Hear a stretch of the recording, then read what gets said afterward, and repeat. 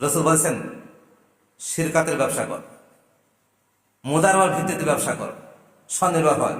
একজন অর্থ আছে, একজনের শ্রম আছে, একজন ব্যক্তি তার শক্তি আছে, তার বুদ্ধি আছে, সে ব্যবসাকে বোঝে, তার অর্থ নেই। ইসলামের শিক্ষা, যার অর্থ আছে সে ব্যবসা বোঝে না, ব্যবসা করতে পারে না। তাহলে দুইজন সমন্বয় করে তোমরা ব্যবসা প্রতিষ্ঠান করো, তাই তোমরাও স্বনির্ভর হবে, তোমার দ্বারা তোমার সমাজের মানুষের কর্মক্ষেত্র প্রতিষ্ঠা হবে, কর্মক্ষেত্র তৈরি হবে। কারো পুকুর আছে, সে মাছ চাষ করতে পারে না, তার অভিজ্ঞতা নেই, তার শক্তি নেই, তার মানি আর ম্যান নেই। আমার কাছে অর্থ আছে, আমি আলেম হিসেবে, আমি একজন সমাজের বিত্তবান হিসেবে যদি সমন্বয় করে একটি পুকুর আবাদ করি, তাহলে আমার সমাজের বৈষম্যতা দূর হবে, একটি ইসলামী সমাজ প্রতিষ্ঠিত হবে, জাতি স্বনির্ভর হবে। আসসালামু আলাইকুম ওয়া রাহমাতুল্লাহি ওয়া বারাকাতুহু।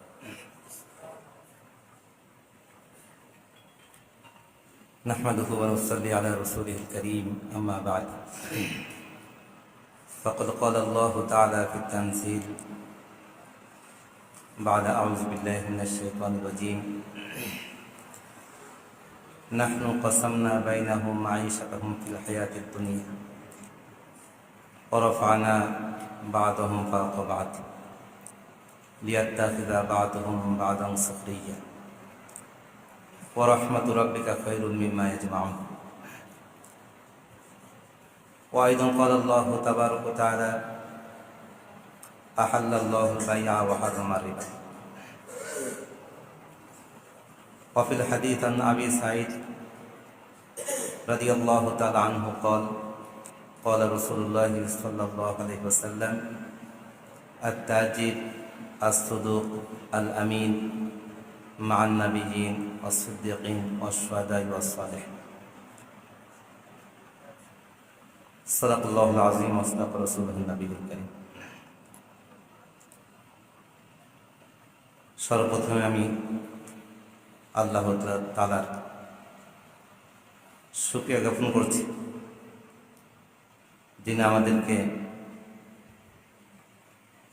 প্রতিভামূলক বুদ্ধিভিত্তিক আলোচনার মাহফিলে আসার তৌফিক দান করলেন, কিছু কথা বলা এবং শোনার তৌফিক দান করলেন। সময়তে শুধু আমার আলোচ্য বিষয় দেওয়া হয়েছিল ইসলামী সমাজ বিনির্মাণে মুসলিম উদ্যোক্তার ভূমিকা। এ বিষয়ে আমি পবিত্র কালামের সূরাতুল জুমার থেকে আয়াতে কারিমা তিলাওয়াত করেছি, সূরাতুল বাকারা থেকে 295 আয়াতের একটি অংশ পাঠ করেছি, সুনান তিরমিজি থেকে রাসূল করিম সাল্লাল্লাহু আলাইহি ওয়াসাল্লামের ছোট্ট একটি হাদিস শরীফ পাঠ করেছি। তিলাওয়াতকৃত হাদিস, তিলাওয়াতকৃত আয়াত এবং হাদিসের আলোকে আমি এ বিষয়ে সংক্ষিপ্ত কিছু আলোচনা রাখার চেষ্টা করবেন ইনশাআল্লাহ।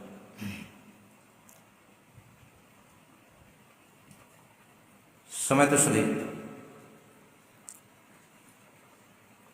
আমার আলোচনার বিষয়ের মধ্যে রয়েছে মুসলিম উদ্যোক্তার ভূমিকা।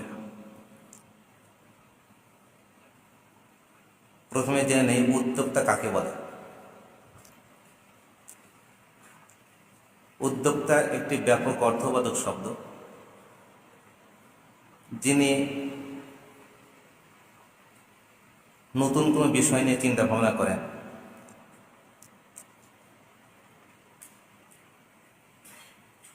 যিনি নতুন কোনো বিষয়ে পরিকল্পনা করেন,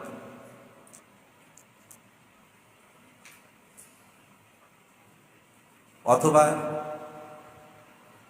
সবার জন্য নতুন কোনো কর্মক্ষেত্র তৈরি করার চেতনা লালন করেন। এমন ব্যক্তিকে বলা হয় উদ্যোক্তা। এবং যিনি পুরাতন কোনো জিনিসকে মডিফাই করে আবার নতুন কিছু করার রূপ দান করেন, তাকে উদ্যোক্তা বলা হয়।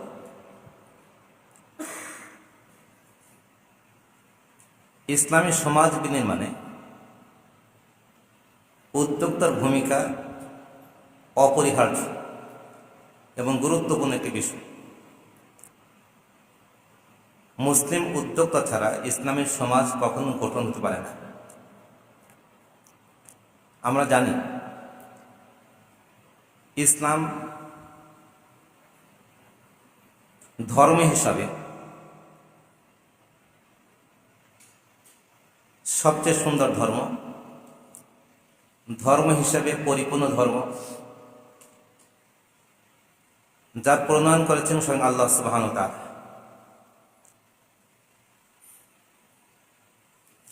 মুসলিম জাতি হিসেবেও একটি জাতি যাদের সুখ্যাতি সুনাম অতীতকালে সারা পৃথিবীতে ছড়িয়েছিল। ইসলাম ধর্ম যেমন সুপরিচিত ছিল, সবার কাছে সমাদৃত ছিল, মুসলিম জাতি হিসেবেও সারা পৃথিবীর মানবতার কাছে সুপরিচিত ছিল, সমাদৃত ছিল। এখন তা নেই, এখন তা নেই। ইসলাম ধর্ম হিসেবে যেমন উপহাসের একটি শব্দ, উপহাস একটি ধর্ম, জাতি হিসেবেও মুসলিম জাতি একটি ঘৃণার একটি জাতি, উপহাসের জাতি। বিশ্লেষণ করলে আমাদের সামনে আসবে পূর্বে ইসলাম সবার কাছে সমাদৃত কেন ছিল, বর্তমান নেই কেন। তার একটি গুরুত্বপূর্ণ কারণ হল মুসলিম সমাজ বিনির্মাণে মুসলমানদের মধ্যে সঠিক কোনো উদ্যোক্তা নেই, উদ্যোক্তার অভাব। অথচ আল্লাহ সুবহানাহু ওয়া তাআলা রাসূল করিম সাল্লাল্লাহু আলাইহি ওয়াসাল্লামকে পৃথিবীতে প্রেরণ করেছেন একজন উদ্যোক্তা হিসেবে। একটি সমাজ বিনির্মাণ, একটি দেশ বিনির্মাণ, ইনসাফ ভিত্তিক শান্তিপ্রিয় দেশ বিনির্মাণের উদ্যোক্তা হিসেবে আল্লাহ সুবহানাহু ওয়া তাআলা রাসূল করিম সাল্লাল্লাহু আলাইহি ওয়াসাল্লামকে প্রেরণ করেছেন। এবং একটি জাতিকে সুপ্রতিষ্ঠিত করার জন্য, একটি দেশকে শান্তিময় দেশে পরিণত করার জন্য রাসূলকে আল্লাহ তাআলা পাঠিয়েছেন দুনিয়াতে। সময় ছিল 63 বছর। পুরোটি জীবন রাসূলের কেটেছে সমাজ বিনির্মাণে, জাতি গঠনে। আমরা জানি রাসূলের 63 বছর জীবনের 3টি অধ্যায়, নবুয়তের আগে 40 বছর, নবুয়তের পরে মক্কায় 13 বছর, মদিনাতে হিজরতের পরে 10 বছর। রাসূল এখনো নবী হননি। 40 বছরের মধ্যে রাসূলের কর্মধারা কি ছিল? আল্লাহ তাআলার পক্ষ থেকে ঐশী কোনো বাণী আসে নাই, নবী হন নাই। এই 40 বছর রাসূল কি করেছেন? রাসূল একজন সঠিক উদ্যোক্তা হয়ে আরব সেই উশৃঙ্খল জাতিকে সুশৃঙ্খলা স্থিতিতে আনার জন্য চেষ্টা করেছে। বুখারী শরীফ 3 নম্বর হাদিসের মধ্যে নবীজি যখন ওহী প্রাপ্ত হলেন, আকস্মিক ঘটনা দেখে রাসূলের হৃদকম্পন শুরু হলো। ঘরে আসলেন, আম্মা জান খাদিজা রাদিয়াল্লাহু আনহাকে বললেন, লাকাদ খাশিতু আলা নাফসি, আমি আমার নিজের উপর ভয় করে আশঙ্কা করি। আম্মাজান খাদিজা সান্ত্বনা বাণী শোনালেন 5টি কাজের কথা দিয়ে। রাসূলের 40 বছর জীবনেতে 5টি কাজ করেছেন। 5টি কাজ ছিল সেবামূলক কাজ, জাতিকে নিয়ে ভাবনার কাজ রাসূল করেছে। আমাদের খাদিজা প্রথম যে কথাটি বললেন, কাল্লা লা ইখজিকাল্লাহু আবাদা, হে রাসূল কখনো নয়, কিছুতেই নয়, আল্লাহ তাআলা আপনাকে অপমান করবে, কিছুতেই নয়, করবেন না। কারণ আপনি তো উদ্যোক্তা হিসাবে এমন 5টি কাজ সমাজের মধ্যে করে থাকেন যে 5টি কাজের ফলাফলে আমি আশা রাখি আল্লাহ তাআলা আপনাকে ক্ষতি করবে না, ধ্বংস করবেন না। 5টি কাজের মধ্যে প্রথম কাজ হলো ইন্নাকা লা তাসিলুর রাহিম। ইন্নাকা লা তাসিলুর রাহিম, আপনি নিজ আত্মীয়দের মাঝে সম্পর্ক জড়িয়ে রাখেন, সবাইকে নিয়ে চলেন, একা নয়, সবাইকে নিয়ে চলার স্বভাব গুণ রয়েছে আপনার মাঝে, বিচ্ছিন্ন হয়ে নয়, একা চলার চিন্তাভাবনা নিয়ে নয়, সবাইকে নিয়ে চলেন। এটা আপনার একটি কাজ, স্বভাব, একটি মহৎ গুণ। ওয়াতাহমিলুল কাল্লা, আপনি তো সমাজে যারা দুর্বল, যারা অসহায় ব্যক্তি, যারা দারিদ্র ব্যক্তি, দুর্বল অসহায়, তাদের বোঝা বহন করেন, একা নয়, সবাইকে নিয়ে চলেন, দুর্বলের পাশে থাকেন, দুর্বলের বোঝা বহন করেন। ওয়াতাকসিবুল মাদুম, এবং আপনি মাদুম অর্থাৎ দুর্লভ জিনিস আপনি উপার্জন করে দেন। এটির অনেক ব্যাখ্যা রয়েছে, তার মধ্যে একটি ব্যাখ্যা হলো যে কিছু করতে পারে না এমন মানুষদেরকে আপনি সাহায্য করেন, বা দুর্লভ জিনিসকে আপনি উপার্জন করে মানুষকে দেন। আপনার আরেকটি মহৎ গুণ রয়েছে অতাকরিউল দয়ফা, আপনি মেহমানদেরকে আপ্যায়ন করেন।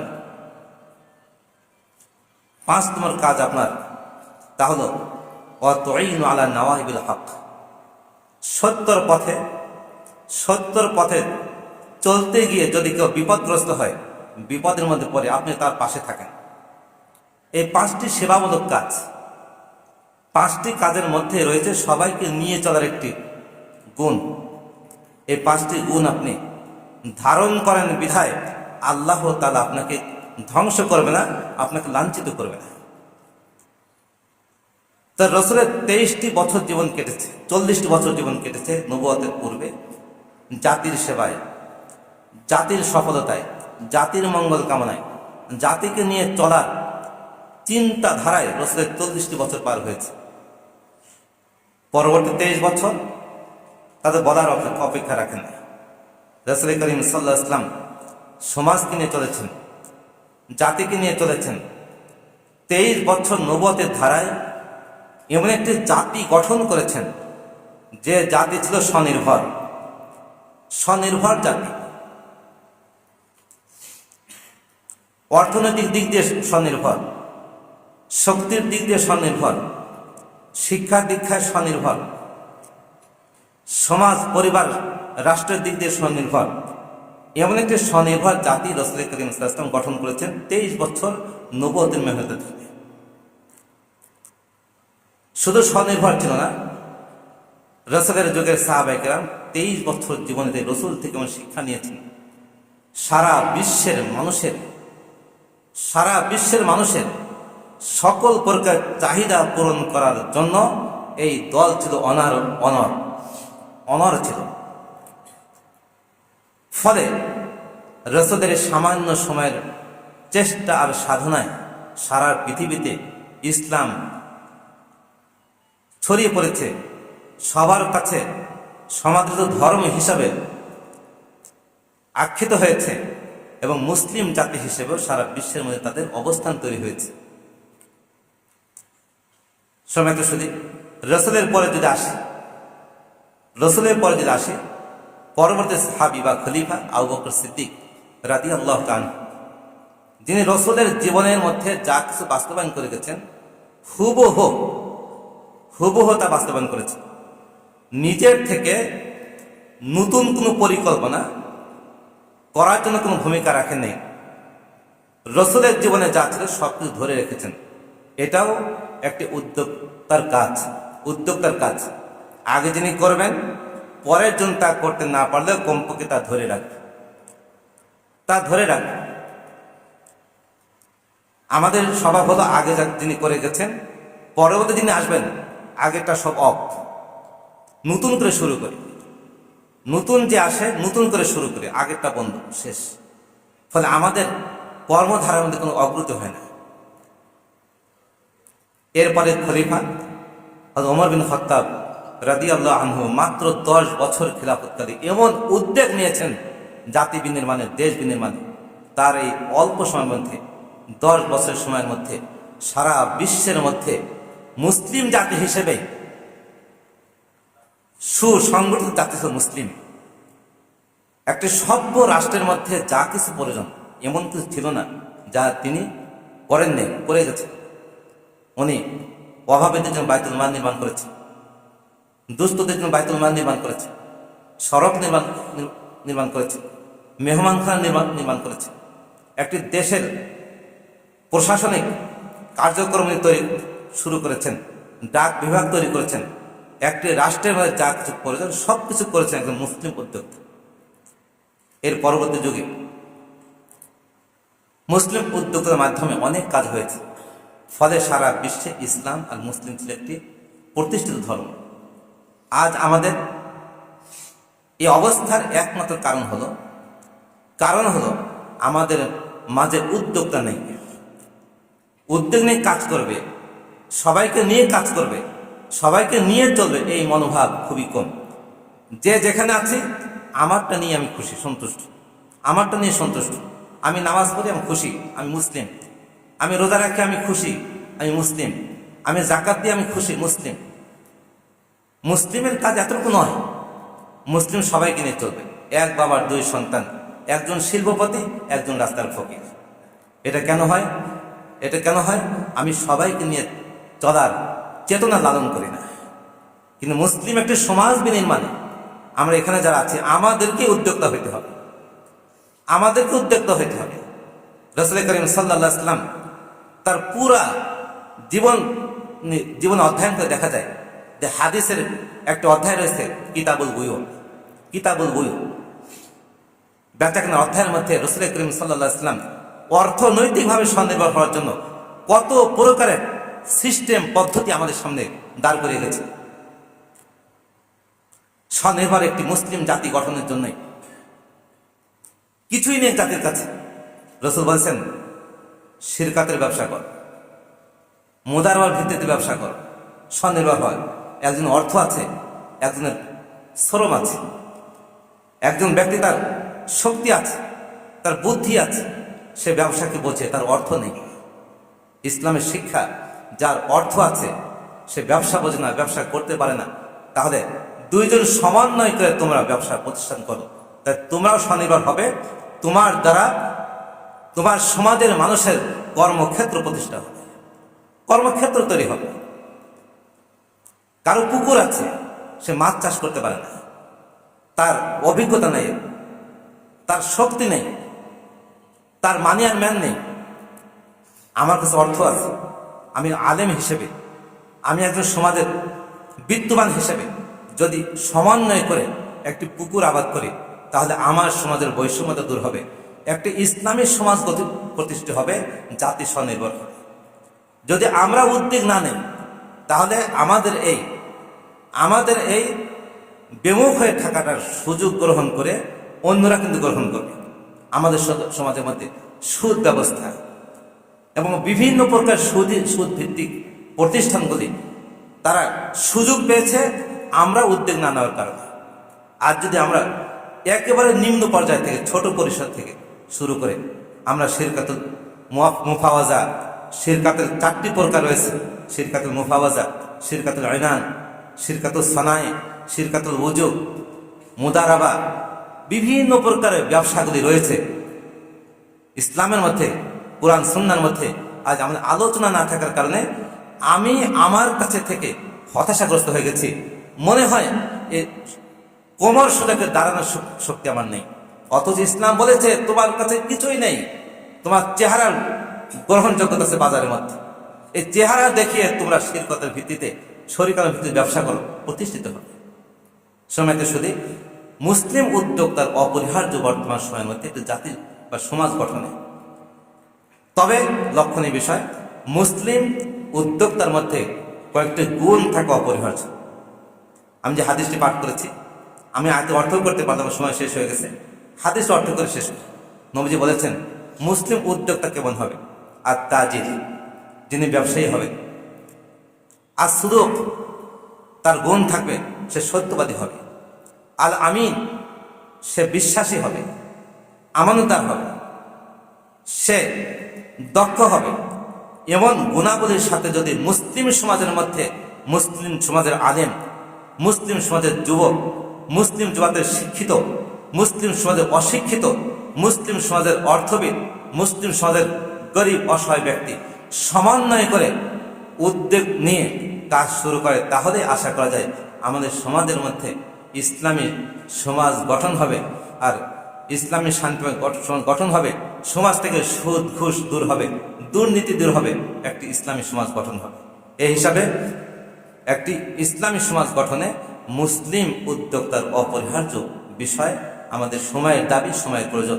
আল্লাহ রাব্বুল আলামিন আমাদের মধ্যে থেকে এমন উদ্যোক্তা ব্যক্তি গঠন করে তৌফিক দান করুন।